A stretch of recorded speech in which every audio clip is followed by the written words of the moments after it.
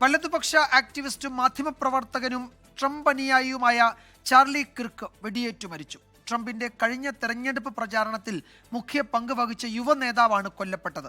അമേരിക്കയ്ക്ക് ഇത് ഇരുണ്ട നിമിഷമെന്ന് പ്രസിഡന്റ് ഡൊണാൾഡ് ട്രംപ് അനുശോചിച്ചു.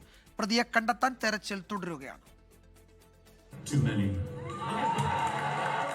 യൂട്ടാ വാലി സർവകലാശാല ക്യാമ്പസിൽ പ്രസംഗിക്കുന്നതിനിടെയാണ് ചാർലി കിർക്കിന് വെടിയേറ്റത്.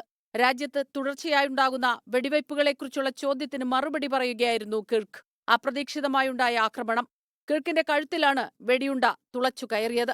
ക്രൂരമായ കൊലപാതകത്തിൽ അതീവ ദുഃഖമെന്ന് ട്രംപ് പ്രതികരിച്ചു. രാജ്യത്തിന് ഇത് ഇരുണ്ട നിമിഷം. യുവാക്കളെ ഇത്രയേറെ അടുത്തെറിഞ്ഞ മറ്റൊരാളില്ല. ഞാനുൾപ്പെടെ എല്ലാവരും കിർക്കിനെ സ്നേഹിച്ചു, ആരാധിച്ചു, ട്രംപ് ട്രൂത്ത് സോഷ്യലിൽ കുറിച്ചു. അമേരിക്കൻ പ്രസിഡന്റിന്റെ കുടുംബവുമായും അടുത്ത ബന്ധം പുലർത്തിയിരുന്ന കിർക്ക് ട്രംപിന്റെ തെരഞ്ഞെടുപ്പ് പ്രചാരണത്തിൽ നിർണായക പങ്കുവഹിച്ചു.